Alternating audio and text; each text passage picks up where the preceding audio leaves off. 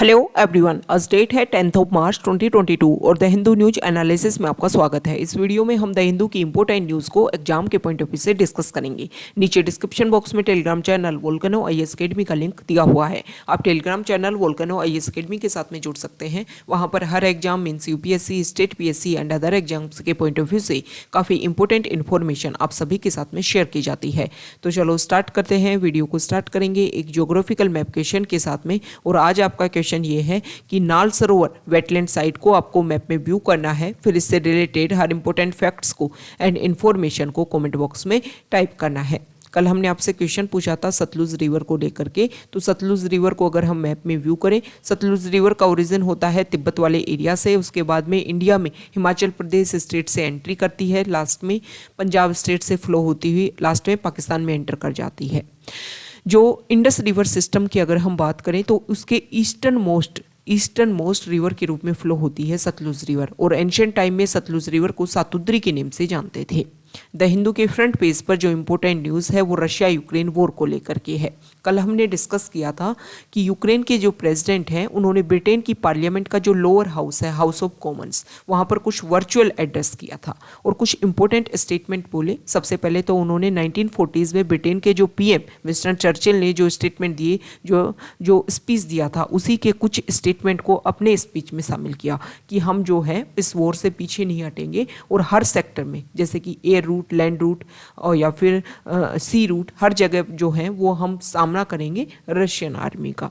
इसके अलावा उन्होंने ये बोला कि नाटो की मेंबरशिप यूक्रेन को लेनी है या नहीं लेनी, इसके बारे में अभी कोई भी क्लियर नहीं है। हमें कोई इंटरेस्ट नहीं है प्रेजेंट टाइम में नाटो मेंबरशिप लेने में। इसके अलावा नॉर्थ ईस्टर्न वाला जो पार्ट, डोनबास रीजन जो है यूक्रेन का, जहाँ पर दो एरिया जिनकी इंडिपेंडेंस उन्होंने अपने आप को डिक्लेयर कर रखा था और उनको रशिया ने रिकॉग्निशन दी थी, तो उसको लेकर के भी यूक्रेन ने बोला है कि हमें उसको लेकर के कोई भी कंसर्न नहीं है। क्रीमिया रीजन जिसको 2014 में रशिया ने एनेक्स कर लिया था, उसको लेकर के भी कोई स्टेटमेंट नहीं है। तो इसी के पॉइंट ऑफ व्यू पे मतलब एक तरीके से यूक्रेन ने ये मान लिया कि हमें नाटो ऑर्गेनाइजेशन में नहीं जाना है, हमें अपनी इंडिपेंडेंसी को सेव करना है। अब रशिया की तरफ से स्टेटमेंट आता है कि हमारे कोई इंटेंशन नहीं है कि यूक्रेन की जो गवर्नमेंट है उसको हम ओवरथ्रो करें और जो यूक्रेन की इंडिपेंडेंसी है उसको हम खत्म करें। हालांकि उन्होंने ये भी बोला है कि रेगुलर टॉक चल रही है कीव के साथ में, यूक्रेन के साथ में, और जैसे ही न्यूट्रल स्टेटस कुछ पॉइंट्स के बीच में ऐसा लगता है कि हाँ दोनों कंट्रीज इन पॉइंट्स के ऊपर एग्री हो रहे हैं, तो ये जो डिस्कशन है वो कंप्लीट होगा और फिर एग्रीमेंट के थ्रू जो भी पॉइंट्स है वो रखे जाएंगे। ओके, हमारे इंडिया के प्राइम मिनिस्टर ने तो पहले भी बोला है कि देखो ये जो भी इशू है अगर इसको ट्रांसपेरेंट तरीके से और ऑनेस्ट तरीके से अगर इसमें डिस्कशन हो, जो मीडिएटर अगर इसमें ऑनेस्ट तरीके से अपने रोल को प्ले करे तो इस इशू को काफ़ी अच्छे से सॉल्व किया जा सकता था। यहाँ पर जो नेक्स्ट आर्टिकल है वो ओल्ड पेंशन सिस्टम को लेकर के है। अभी कुछ टाइम पहले हमने देखा कि राजस्थान स्टेट ने अपने ओल्ड पेंशन सिस्टम को बैक कर दिया है। 1 जनवरी 2004 से पहले जो पेंशन सिस्टम था उसी को रेगुलर किया है और अब छत्तीसगढ़ ने भी ये अपना ये जो ओल्ड पेंशन सिस्टम है उसको रेगुलर किया है। ओल्ड पेंशन सिस्टम और न्यू पेंशन सिस्टम में है क्या? ओल्ड पेंशन सिस्टम में कोई भी गवर्नमेंट एम्प्लॉय है उसकी 10% जो बेसिक सैलरी होती है और उसका जो डीए होता है उसका 10% डिडक्शन होता था। आफ्टर रिटायरमेंट वो मनी उसको दिया जाता था। ओके, मतलब सैलरी के बेसिस पर उसका जो हाफ पार्ट है वो उसको हर मंथ उसको दिया जाता था एक पेंशन के रूप में। लेकिन 2004 के बाद में इसको बंद कर दिया गया क्योंकि ये माना जा रहा था कि बहुत ज़्यादा इकोनॉमिक बर्डन क्रिएट होता है जो भी हमारी गवर्नमेंट है उनके ऊपर। लेकिन जैसे ही राजस्थान ने इसको अवेल किया उसके बाद में छत्तीसगढ़ स्टेट जो है उन्होंने भी अपने ओल्ड पेंशन सिस्टम को बैक कर लिया है। अब ये चीज़ें अगर हम बात करें, इसके अलावा उन्होंने MLA local area development fund जो है उसको भी डबल किया है कि ईयरली बेसिस पर ये फंड जो है वो हर साल डबल हो जाएगा ताकि एमएलए अपने एरिया में जो भी डेवलपमेंट करते हैं उसके लिए ज़्यादा से ज़्यादा मनी उनको अलॉट हो सके। ये ओल्ड पेंशन सिस्टम की अगर हम बात करें तो इसकी वजह से जो अदर स्टेट्स हैं वो भी इसको रेगुलर करेंगे, क्योंकि अभी नहीं करेंगे लेकिन जब इलेक्शंस आएंगे उन स्टेट्स में और सेंट्रल गवर्नमेंट में तो ये सारी चीज़ें जो हैं वो एक मैनिफेस्टो के रूप में जो गवर्नमेंट है वो अवेल करती है, फिर उसके बाद में रेगुलर किया जाता है। इसकी वजह से जो स्टेट्स हैं, जो गवर्नमेंट्स हैं, उनके ऊपर काफ़ी ज़्यादा इकोनॉमिक बर्डन क्रिएट होगा। ओके, तो ये ओल्ड पेंशन सिस्टम और न्यू पेंशन सिस्टम में हमने डिस्कस किया कि 10% डिडक्शन होता था पहले और बाद में इसको दिया जाता था, और प्रेजेंट टाइम में जो न्यू पेंशन स्कीम है उसमें इस तरीके का ओल्ड पेंशन स्कीम के अंडर कोई भी ऐसा डिडक्शन नहीं होता है। नेक्स्ट इंपॉर्टेंट आर्टिकल, हमारी जो सेंट्रल गवर्नमेंट है उन्होंने बजट में डिस्कशन किया था यहाँ देखिए 2021-22 का जो बजट है उसमें ये अनाउंसमेंट किया गया कि हमारे इंडिया की हमारे जो भी गवर्नमेंट साइट्स हैं या जो भी हमारी एसेट्स हैं, गवर्नमेंट एसेट्स हैं, जिनको हम या तो यूज़ नहीं कर रहे हैं या फिर अंडर यूज़ कर रहे हैं, जितनी उसकी वैल्यूएशन है उतना हम उसको यूज़ नहीं कर पा रहे हैं, तो उनकी मोनेटाइजेशन किया जाएगा। मतलब उस एसेट्स का यूज़ किया जाएगा और वहाँ पर एक तरीके से इनडायरेक्टली और डायरेक्टली गवर्नमेंट उससे मनी कमाने की कोशिश करेगी। इसके लिए National Land Monetisation Corporation launch करने की बात की गई है कि स्टार्टिंग में हमने इसकी एक ऑथराइज्ड शेयर रखा है कि 5,000 करोड़ तक। ओके, तो यहाँ पर बताया गया है कि देखो जो नया चेयरमैन है वो कैसे अपॉइंट किया जाएगा इस एनएलएमसी का। तो गवर्नमेंट ने बोला है कि जो चेयरमैन जो अपॉइंट होगा वो मेरिट बेस्ड सिलेक्शन प्रोसेस के बेसिस पर होगा। इसमें प्राइवेट सेक्टर के जो प्रोफेशनल्स हैं, जो एक्सपर्टीज़ हैं अपने सेक्टर में, उनको हायर किया जाएगा। Okay, NLMC will undertake monetization of surplus land and building assets of central public sector enterprises as well as government agencies। मतलब जो भी हमारी एसेट्स हैं, जो भी हमारी बिल्डिंग्स हैं, उनका यूज़ किया जाएगा, उनको रेंट पर दिया जाएगा, किसी प्राइवेट सेक्टर में उसको दिया जाएगा, फिर उससे मनी कमाने की, मतलब गवर्नमेंट की जो एसेट्स हैं उनकी इनडायरेक्टली उससे मनी कमाने की कोशिश की जाएगी। यहाँ पर सुप्रीम कोर्ट ने जो राजीव गांधी असैसिनेशन केस में जो कन्विक्ट थे उनको बेल प्रोवाइड की है। सेंट्रल गवर्नमेंट ने, हालांकि सेंटर जो है उन्होंने इसका ऑब्जेक्शन किया। 32 ईयर्स से ये जो पर्सन है वो जेल में है और अभी कुछ ऐसे रिस्ट्रिक्शन के साथ में यहाँ पर उनको पैरोल पर बाहर भेजा जा रहा है। नेक्स्ट इंपॉर्टेंट आर्टिकल है पेज नंबर 5 पर। अभी हमने देखा कि यूक्रेन से जो भी हमारे इंडियन स्टूडेंट्स वहाँ से इवैक्यूएशन करवाया गया है, जिसमें ज़्यादातर मेडिकल कॉलेज से रिलेटेड, मेडिकल डिग्री से रिलेटेड थे। तो इंडिया की जो गवर्नमेंट है उन्होंने ये भी सोचा है, क्योंकि ये क्वेश्चन किया जा रहा था कि जो स्टूडेंट्स वहाँ से आए हैं अब उनकी डिग्री का क्या, उनकी स्टडी का क्या। तो इसको लेकर के हमारी गवर्नमेंट ने ये बोला था कि जो भी हमारे यहाँ की मेडिकल कॉलेजेस हैं उनमें उनकी प्रैक्टिस को कंप्लीट करवाया जाएगा। तो सबसे पहले जो कर्नाटका स्टेट है वो इसमें आगे आया है और उन्होंने जो भी यूक्रेन से जो स्टूडेंट्स आए हैं उनको एक्सेप्ट करने की बात रखी है कि हम हमारी जो भी मेडिकल कॉलेजेस हैं उनमें हर ईयर के बेसिस पर 25 स्टूडेंट्स की जो सीट्स हैं वो अलॉट करेंगे और वो स्टूडेंट्स अपनी स्टडी को, अपनी जो प्रैक्टिस है उसको यहाँ पर रेगुलर कर सकते हैं। Next important article page number 6 पर, एडिटोरियल पेज पर, यहाँ पर जो फर्स्ट आर्टिकल है 2 इंसिडेंट के बारे में यहाँ पर बताया गया है कि वेस्ट बंगाल जो है वहाँ पर स्टार्ट होता है बजट सेशन, और वेस्ट बंगाल में जब बजट सेशन स्टार्ट हुआ तो जो गवर्नर जो है उन्होंने अपना स्पीच नहीं दिया, क्योंकि अपोजिशन पार्टीज़ यहाँ पर विरोध कर रही थी, अपोज कर रही थी। लेकिन जब वहाँ के सीएम ने रिक्वेस्ट किया तो उसके बाद में उन्होंने अपने स्पीच की फर्स्ट लाइन और लास्ट लाइन बोली। ओके, दूसरे इंसिडेंट ये है तेलंगाना स्टेट को लेकर के। वहाँ के जो सीएम है के चंद्रशेखर राव, वो कोशिश कर रहे हैं कि लास्ट ईयर जब सेशन हुआ था वो प्रोरोग नहीं हुआ था, तो उसी को हम रेगुलर कर रहे हैं, नया सेशन हम ऑर्गेनाइज ही नहीं कर रहे। यही तो होता है ना, नए साल का नया सेशन, अगर फर्स्ट सेशन है तो उसको जो गवर्नर है वो स्पीच देंगे अपना। हम तो लास्ट सेशन को ही रेगुलर कर रहे हैं, तो फिर गवर्नर की जो स्पीच है उसकी ज़रूरत ही नहीं है। तो एक तरीके से इम्पोर्टेंट बात आती है गवर्नर की स्पीच की। हमें पता है हमारे कॉन्स्टिट्यूशन में ये प्रोविज़न दिया हुआ है कि जब भी जनरल इलेक्शन के बाद में फर्स्ट मीटिंग हो तब, और हर साल की जो फर्स्ट सेशन होता है लेजिस्लेटिव असेंबली का, या फिर पार्लियामेंट में अगर हम बात कर ले तो पार्लियामेंट में यही बात, पार्लियामेंट में प्रेसिडेंट स्पीच देते हैं और स्टेट्स में गवर्नर स्पीच देते हैं, तो दे सकते हैं, ऐसा हमारे कॉन्स्टिट्यूशन में बोला गया है। अब यहाँ पर एक तरीके से अल्टरनेट ढूंढने की कोशिश की जा रही है कि गवर्नर के स्पीच को लेकर के काफ़ी लंबे टाइम से इस तरीके के इशू बने हुए हैं। तो यहाँ पर राइटर का ये बोलना है कि जो भी हमारी ट्रेडिशन है और जो प्रेजेंट टाइम में एक फॉर्मेलिटी फील करी जा रही है, उसको फॉलो किया जा रहा है, इसका कुछ एक सॉल्यूशन होना चाहिए। जो भी चीज़ें हैं वो एक बेसिक लेवल पर कुछ इम्प्लीमेंटेशन के बेसिस पर होनी चाहिए। ऐसा नहीं है कि सिर्फ हमारी ट्रेडिशन है या फिर फॉर्मेलिटी के बेसिस पर हम इसको रेगुलेट कर रहे हैं। तो यहाँ पर गवर्नर की जो पोस्ट है वो प्रेजेंट टाइम में काफ़ी ज़्यादा अनस्टेबल बनी हुई है, काफ़ी ज़्यादा न्यूज़ में बनी हुई है। तो गवर्नर को लेकर के जो भी हमारा सरकारिया कमीशन रहा है, जो भी हमारे इम्पोर्टेंट रिकमेंडेशन अब तक आई हैं, उन सभी को हमें इम्प्लीमेंट करने की कोशिश की जानी चाहिए, ताकि सेंट्रल स्टेट जो रिलेशंस हैं उनके जो भी कमीशन अभी तक बनाए गए और उनके जो भी इंपॉर्टेंट रिकमेंडेशन है उनको अगर हम इम्प्लीमेंट करेंगे तो ये इस तरीके की जो पोस्ट जो सेंट्रल स्टेट रिलेशन को काफ़ी ज़्यादा स्टेबल कर सकती हैं, लेकिन उनमें अगर अनस्टेबिलिटी है उन पोस्ट में तो सेंट्रल स्टेट के रिलेशन काफ़ी ज़्यादा ख़राब हो सकते हैं। तो इन पोस्ट में जो गवर्नर की जो पोस्ट है इनको लेकर के जो भी बेसिक इम्प्लीमेंटेशन होने चाहिए उनको अप्लाई करने की ज़रूरत है।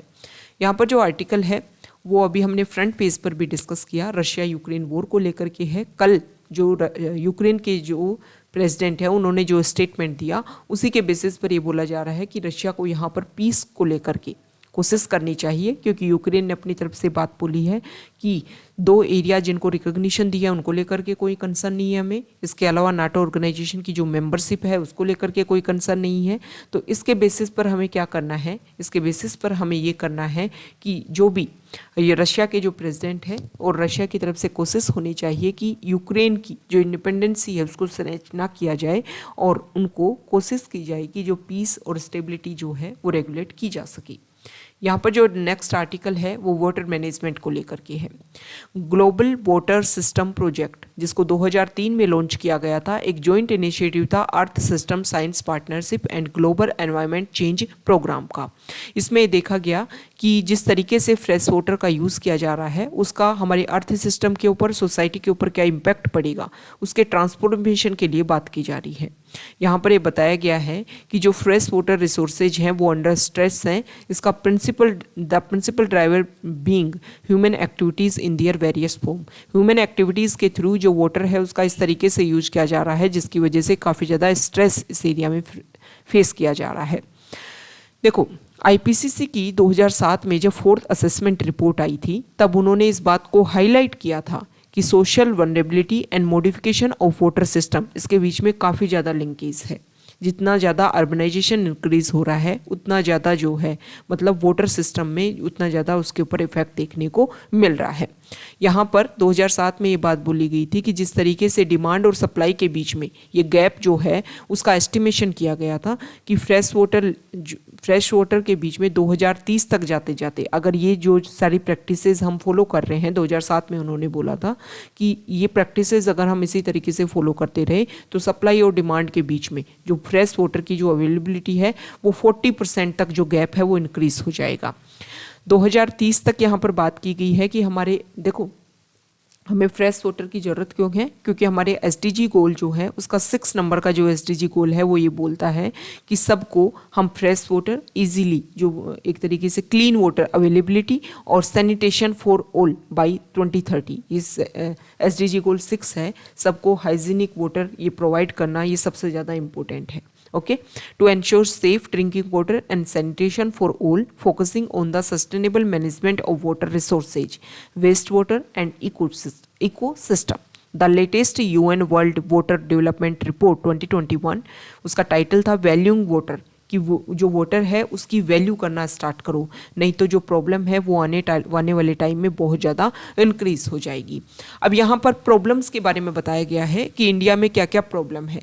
सबसे बड़ी बात तो यहाँ पर देखो ये बताया गया है कि जो रिवर इंटरलिंकिंग प्रोजेक्ट हम एस्टेब्लिश करने की सोच रहे हैं कि रिवर इंटरलिंकिंग करके जो भी एक्स्ट्रा वाटर है उसको हम क्या करें, ट्रांसफ़र करें। लेकिन इसकी वजह से भी जो हमारे अगर हम बेसिक लेवल पर देखें या फिर एनवायरमेंटल लेवल पर देखें तो काफ़ी ज़्यादा यहाँ पर प्रॉब्लम इससे क्रिएट होने वाली है। बहुत ज़्यादा हमारी डाइवर्सिटी जो है वो इससे ख़त्म होगी। बहुत सारे जो हमारे एरियाज़ हैं वहाँ पर इसका डाइवर्सिफिकेशन किया जाएगा। काफ़ी ज़्यादा इंफ्रास्ट्रक्चर डेवलप करने में मनी का इन्वेस्टमेंट है।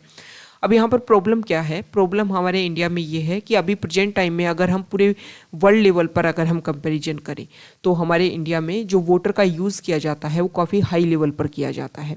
इसके अलावा जो एग्रीकल्चर सेक्टर है उसमें भी काफ़ी ज़्यादा जिस प्लांट को आप कम वाटर में भी अवेल कर सकते हो, रेगुलेट कर सकते हो, उसमें हमारे यहाँ पर जैसे राइस और वीट की जो प्रोडक्टिविटी है, राइस और वीट का जो एग्रीकल्चर है उसमें काफ़ी ज़्यादा वाटर का यूज़ किया जाता है। और स्पेसिफिक अगर हम इसमें देखें तो ग्राउंड वाटर का इसमें यूज़ किया जा रहा है। यहाँ पर बताया गया है कि ये प्रिंसिपल क्रॉप्स हैं जिसमें 75% ऑफ एग्रीकल्चर प्रोडक्शन जो है वो राइस और वीट का हमारे यहाँ पर होता है। और यहाँ पर जो वाटर का यूज़ है राइस में 2850 metric ton and 1654 metric ton of water, इतना यूज़ किया जाता है 1 टन यूज़ करने में। ओके, और यहाँ पर ग्लोबल एवरेज की बात की गई है कि ग्लोबल एवरेज में राइस में देखो ग्लोबल एवरेज है 2291 और गेहूं में है, व्हीट में है 1334। ये चीज़ें हमें शो करती हैं कि हमारे एग्रीकल्चर सेक्टर में कितना एक्स्ट्रा वाटर यूज़ किया जा रहा है। ओके, तो एग्रीकल्चर सेक्टर में a little over 90% of total water use in India, मतलब जितना वाटर यूज़ किया जा रहा है उसका ज़्यादातर परसेंट एग्रीकल्चर सेक्टर में है। इंडस्ट्रियल जो प्लांट्स हैं उनमें भी हम 2 से 3.5 गुना तक जो पानी है वो पर यूनिट ऑफ प्रोडक्शन जो है उसका ज़्यादा यूज़ कर रहे हैं अदर कंट्रीज से अगर हम कंपैरिजन करें।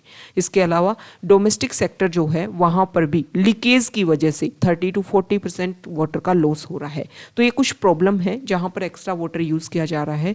इससे हम क्या कर सकते हैं, इनके हम अल्टरनेट ढूंढ सकते हैं। हर कंट्री में कोई ना कोई इसका बेस्ट एग्जाम्पल सेट किया गया होगा, जैसे एग्रीकल्चर सेक्टर के लिए, डोमेस्टिक यूज़ के लिए, इन सभी को हम अप्लाई कर सकते हैं हमारे इंडिया में, और जो वाटर की अवेलेबिलिटी है उसको हम सिक्योर कर सकते हैं। यहाँ पर ग्रे वाटर के बारे में बात किया गया है कि ग्रे वाटर जो है वो हमारी कंट्री में हार्डली यूज़ किया जाता है, मतलब जो वेस्टेज निकला है उसको रिप्यूरिफाई करके हम दोबारा से उसको यूज़ करें। तो यहाँ पर जो डोमेस्टिक वाटर यूज़ है 55 to 75% जो है वो into grey water depending on its nature of use, people's habit, climatic condition, ये सब कुछ चीज़ें जो हैं उस इतना पानी है उसका दोबारा रीयूज़ हो सकता है, लेकिन हमारे इंडिया में अभी प्रेजेंट टाइम में इतना होता नहीं है। यहाँ पर बताया गया है कि 1% जितना अर्बन एरियाज़ में वाटर की अवेलेबिलिटी 135 लीटर से 196 लीटर वन हेड, मतलब एक दिन में इतना खर्च होना चाहिए। लेकिन इंडिया की जो अर्बन पॉपुलेशन है वहाँ पर तो इतनी बढ़ने वाली है, 2021 के डाटा के अकॉर्डिंग अगर देंगे 469 मिलियन लोग अभी अर्बन सिटीज़ में रह रहे हैं और आने वाले टाइम में ये और ज़्यादा इंक्रीज़ होंगे। तो यहाँ पर अगर हम देखें तो इस तरीके से अगर हम वाटर को कंज्यूम करते रहेंगे तो वाटर की अवेलेबिलिटी काफ़ी कम हो जाएगी। अब हमें क्या करना है, हमें करना ये है कि अवेयरनेस एक तो हमें बेसिक लेवल पर इंक्रीज़ करनी है, दूसरा हमें कम्युनिटी बेसिस पर, गवर्नमेंट बेसिस पर, एडमिनिस्ट्रेशन बेसिस पर हर जगह कम्युनिकेशन करना है, कोऑपरेशन करना है, जो भी प्रॉब्लम है उनको सोल्व करना है। लोगों को रेन वाटर हार्वेस्टिंग की अवेयरनेस क्रिएट करनी है, ज़्यादा से ज़्यादा वाटर को स्टोर करना है, उसी को रीयूज़ करना है, जो भी हमारे वेस्टेज निकलता है उस सभी को हमें दोबारा से रीयूज़ करना है। एक प्रॉब्लम यहाँ पर ये भी बताई गई है कि हमारे इंडस्ट्रीज से और जो भी हमारे यहाँ पर वाटर वेस्टेज निकलता है उसको किस तरीके से डंपिंग होना चाहिए, वो उसको लेकर के भी प्रोसीजर की अवेयरनेस की कमी है, जिसकी वजह से जो हमारा ग्राउंड वाटर है वहाँ पर पोल्यूशन का लेवल एक टाइम के बाद में इंक्रीज़ होता जाएगा। इसकी वजह से जो ग्राउंड वाटर है वो भी पोल्यूशन लेवल वहाँ पर भी इंक्रीज़ हो जाएगा। तो हमें हाइड्रो सोशल अप्रोच अपनानी होगी, तभी जाकर के हम वाटर मैनेजमेंट को अप्लाई कर पाएंगे। नेक्स्ट आर्टिकल है पेज नंबर 7 पर। यहाँ पर ये बताया गया है, आर्टिकल में शुरुआत इस तरीके से की गई है कि जिस तरीके से जो एक जॉइंट फैमिली से जो यूनिटरी फैमिली की तरफ जो हमारा कल्चर इंक्रीज हो रहा है उसकी वजह से ओल्ड एज केयर जो है, ओल्ड एज होम जो है उनकी संख्या काफ़ी ज़्यादा इंक्रीज होती जा रही है। ज़्यादातर ये ओल्ड एज होम जो है वो एक यहाँ पर फ्री और सब्सिडाइज सर्विस प्रोवाइड कराने की कोशिश की जाती है, या तो ये किसी एनजीओ के द्वारा, रिलीजियस और वॉलंटरी ऑर्गेनाइजेशन के द्वारा जिनको गवर्नमेंट से सपोर्ट भी मिलता है, लोकल जो फिलेंथ्रोपिस्ट होते हैं वो भी इसमें सपोर्ट करते हैं। इस तरीके से इनको ऑर्गेनाइज करवाया जा रहा है। तो यहाँ पर ये बताया गया है कि जो भी हमारे ओल्ड एज होम जो है वहाँ पर उनको लेकर के, क्योंकि आने वाले टाइम में यहाँ पर कुछ डाटा दे रखे हैं कि हमारे इंडिया में जो ओल्ड एज जो पॉपुलेशन है 2050 तक 20% तक इंक्रीज हो जाएगा 60+ एज ग्रुप में, और जो अभी 8% है ये लोग, और 2050 तक 20% हो जाएंगे हमारी टोटल पॉपुलेशन के, और 2050 तक जो 80+ जो लोग हैं उनमें भी काफ़ी ज़्यादा हाइक देखने को मिलेगा। अभी 326% लोग हैं और अभी उसमें 700% तक का उनमें हाइक देखने को मिलेगा। मतलब इंडिया में फास्टेस्ट ग्रोइंग एज ग्रुप देखने को मिल रहा है। तो इस तरीके से ये जो ओल्ड एज होम है इनकी अवेलेबिलिटी आने वाले टाइम में और ज़्यादा इंक्रीज़ होगी। तो इनको किस तरीके से हम रेगुलेट कर सकते हैं, क्योंकि जब ओल्ड एज होम को एक तरीके से रिव्यू किया जाता है तो वहाँ पे काफ़ी ज़्यादा फ्रस्ट्रेशन, डिप्रेशन के काफ़ी ज़्यादा चांसेस रहते हैं। तो इन सभी को हम एक हेल्दी तरीके से, हेल्दी एनवायरनमेंट किस तरीके से डेवलप करें, इसी को लेकर के आर्टिकल यहाँ पर डिस्कस किया गया है। नेक्स्ट इंपॉर्टेंट आर्टिकल है पेज नंबर 8 पर। यहाँ पर जो फर्स्ट आर्टिकल है, बॉम्बे हाई कोर्ट ने एक बात बोली है कि सीएम और गवर्नर के बीच में जो भी कन्फ्लिक्ट होते हैं उनको ख़त्म किए जाने चाहिए। ओके, यहाँ पर एक पिटीशन डाली गई बॉम्बे हाई कोर्ट में बीजेपी महाराष्ट्र से जो बीजेपी एमएलए हैं ग्रीस महाजन, और उन्होंने इसे पब्लिक इंटरेस्ट लिटिगेशन के रूप में डाला कि वहाँ के जो लेजिस्लेटिव असेंबली के जो स्पीकर नहीं है उसको लेकर के। तो यहाँ पर हाईकोर्ट ने क्वेश्चन किया कि भाई इसमें पब्लिक इंटरेस्ट जैसा क्या है। अगर अभी भी हम कुछ लोगों से क्वेश्चन करें कि जो हमारी लोकसभा है उसके स्पीकर कौन है, तो लोगों को पता ही नहीं है। तो ये पब्लिक इंटरेस्ट जैसा इसमें कोई मैटर नहीं है। हालांकि जो इशू है गवर्नमेंट के बीच में और जो गवर्नर के बीच में वो सोल्व होना चाहिए, क्योंकि बहुत सारी जो चीज़ें हैं, बहुत सारे जो प्रोसीजर हैं वो कंप्लीट नहीं हो पाते इन सारे कन्फ्लिक्ट की वजह से। यहाँ पर हमने कल भी डिस्कस किया था कि 11 मार्च से लाइन ऑफ एक्चुअल कंट्रोल को लेकर के जो भी हमारा डिसंगेजमेंट प्रोसीजर है वो चाइना के साथ में स्टार्ट होगा। तो यहाँ पर चाइना जो है वो कुछ एक्सेप्टेबल सॉल्यूशन लाने की कोशिश कर रहा है कि कुछ यहाँ पर जैसे कि कुछ पॉइंट्स हैं जिनको लेकर के हम कंप्लीट डिस्कशन कर सकते हैं कि इसको लेकर के हम इस तरीके से सॉल्यूशन इसका लेकर के आएंगे। यहाँ पर नीट यूजी एग्ज़ाम के लिए जो अपर एज लिमिट है उसको रिमूव कर दिया गया है कि कोई भी पर्सन अगर डॉक्टर बनना चाहता है तो उसके लिए एज अब कोई भी डिसाइड नहीं की गई है कि अपर एज की, जैसे पहले एक बाउंड्री डिसाइड थी या एक बैन लगा रखा था कि 30+ नहीं दे सकते हैं इस एग्ज़ाम को। अब इस जो भी एक्सट्रीम जो एज है उसको रिमूव कर दिया गया है। यहाँ पर नागा पीस ग्रुप को लेकर के है कि जो पीस डील है उसको लेकर के यहाँ पर प्रोटेस्ट किया जा रहा है कि जल्दी से जो भी हमारी डील है उसको इम्प्लीमेंटेशन करने की कोशिश की जाए। Next important article page number 10 पर, यहाँ पर जो आर्टिकल है यहाँ देखिए, एक सेकेंड, हाँ, 12 to 17 एज ग्रुप के लिए कोवैक्स जो नई वैक्सीन है उसको एक तरीके से अप्रूवल मिल गया है, और हमारे इंडिया की ये 4th वैक्सीन है जो बिलो 18 ईयर्स के लिए इस तरीके की जो रेगुलेटर्स हैं उन्होंने अपनी सहमति दी है। बिहार में आप सभी को पता है कि लिकर को बैन किया गया है, लेकिन जब से वहाँ पर लिकर को बैन किया गया इलीगल तरीके से जो केसेस हैं वो बढ़ते गए, जिसकी वजह से बहुत सारे केसेस रजिस्टर हुए, और वहाँ के जो सबॉर्डिनेट कोर्ट्स हैं, जो हाई कोर्ट है, वहाँ पर अगर हम देखें तो काफ़ी ज़्यादा पाइल अप, मतलब एक तरीके से इतने केसेस वहाँ पर रजिस्टर हो गए हैं कि हर जो केस है वो लिकर से रिलेटेड ही वहाँ पर सुनवाई हो रही है। तो इसको लेकर के सुप्रीम कोर्ट ने भी इंटरवेंशन किया था कि ऐसा क्या लो जिसकी वजह से जो आपकी जो प्रॉब्लम है वो कम नहीं हो रही है, इंक्रीज हो रही है। तो इसको लेकर के अब जो बिहार गवर्नमेंट है वो अपने लिकर लॉ में कुछ अमेंड करने की कोशिश कर रही है। यहाँ पर एक स्टडी हुई है और इसमें बोला गया कि पेंडेमिक ईयर में क्लास फर्स्ट और केजी में जो एडमिशन होते हैं उनमें डिप देखने को मिला। इसके अलावा ये भी चीज़ें सामने आई हैं कि जो स्टूडेंट्स प्राइवेट स्कूल्स में जा रहे थे उनकी एक तरीके से जो गवर्नमेंट स्कूल्स हैं वहाँ पर उनका एडमिशन जो है वो करवाया गया। ये चीज़ें शो करती हैं कि लोगों की जो इनकम है उनमें काफ़ी ज़्यादा डिप्रेशन देखने को मिला था। नेक्स्ट इंपॉर्टेंट आर्टिकल है फॉरेन पेज पर, पेज नंबर 11 पर।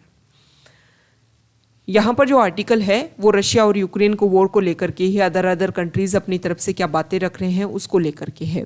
अभी जो पोलैंड है वो अपनी तरफ से MiG-29 जो है वो यूक्रेन को ऑफर करने की बात कर रहा था, तो उसको लेकर के यूएस ने इसको टर्न डाउन कर दिया है। ओके, यहाँ पर कुछ जो यूक्रेन है उन्होंने अपने एक्सपोर्ट वीट, ओट और अदर जो स्टेपल्स हैं उनके ऊपर एक्सपोर्ट के ऊपर बैन लगा दिया गया है, ताकि इस तरीके की जो प्रॉब्लम है आने वाले टाइम में जो स्टेपल फूड की जो कमी है वो यूक्रेन को फेस ना करनी पड़ी। कुछ टाइम पहले हमने एक जीनो ट्रांसप्लांटेशन हमने एक इशू देखा था जिसमें एक मैन जो थे उनमें पिग का जो हार्ट है वो ट्रांसप्लांट किया गया था। लगभग 2 महीने पहले की ये बात है, और यहाँ पर यूएस का जो मैरीलैंड हॉस्पिटल है उसमें इस सर्जरी को परफॉर्म किया गया था। डेविड बेनेट उन पर्सन का नेम था, और अभी उनकी डेथ हो गई है। हालांकि ये बोला गया है कि 1984 में इसी तरीके का एक हार्ट ट्रांसप्लांट किया गया था जिसमें एक when baby Fae a dying infant live 21 days with a baboons heart in 1984। वो 21 डेज तक जिंदा रहे थे 1984 में, और अभी ये कुछ टाइम ज़्यादा लगभग 2 महीने तक वो पर्सन जो है मिस्टर बेनेट जो है वो जिंदा रहे, और अभी उनकी डेथ हो गई है। हालांकि जो डॉक्टर हैं उन्होंने क्या उनका एक एक्चुअल रीज़न रहा उसके बारे में बात नहीं बताई है। ओके इसको लेकर के जो ये ट्रांसप्लांटेशन हुआ था वो काफ़ी ज़्यादा न्यूज़ में रहा था, तो हमारे एग्जाम के पॉइंट ऑफ व्यू से वो जो टर्म है वो काफ़ी ज़्यादा इंपॉर्टेंट हो जाती है, और उसको हमारे टेलीग्राम चैनल पर हमने सेंड कर रखा है उस PDF को, आप वहाँ जा कर के इसको स्टडी कर सकते हो। ये जो टर्म है वो दोबारा से न्यूज़ में आ गई है। तो ये आज का हमारा द हिंदू को न्यूज़पेपर का डिस्कशन था। अगर आप यहाँ तक आए हैं, वीडियो आपको अच्छा लगा है तो प्लीज़ वीडियो को लाइक कीजिए, शेयर कीजिए और चैनल को सब्सक्राइब कीजिए। Okay, thank you.